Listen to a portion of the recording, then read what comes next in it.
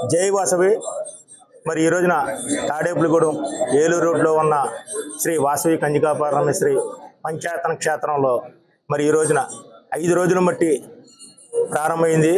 మరి ఈ రోజున 5వ రోజు శ్రీ ధనలక్ష్మి అవతారంతో విశేష అలంకారంతో దర్శనమిచ్చారు భక్తులందరికీ కూడా.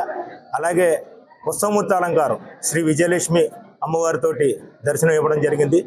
కాబట్టి మరి ఈ రోజున ధనలక్ష్మి అవతారానికి 1,50 లక్షల రూపాయలతోటి డెకరేషన్ చేసి మరి 4 రోజుల మట్టి కూడా చేస్తున్నారు.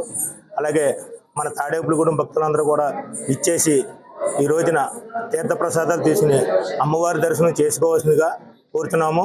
సాయంత్రం కూడా 4 గంటలకి అష్టోత్తర కమల హోమం కూడా జరుగుతుంది.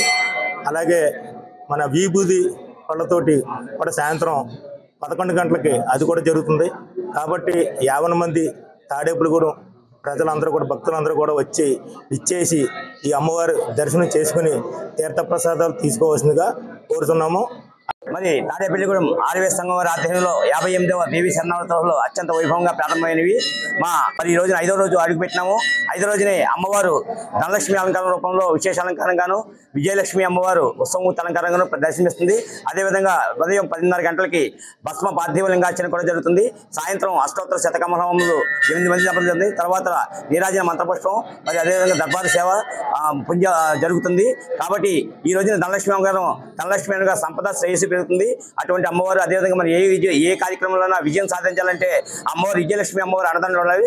కాబట్టి ప్రతి ఒక్క భక్తులు తాడేపల్లిగూడెం ప్రజలు పరిసర ప్రాంత ప్రజలందరూ కూడా విశేష సంఖ్యలో అమ్మవారిని దర్శించుకుని అమ్మవారి తీర్థప్రసాదాలు స్వీకరించి అమ్మవారి కృపకు పాత్ర కావాల్సి కోరుతున్నాం. జై వాసవి.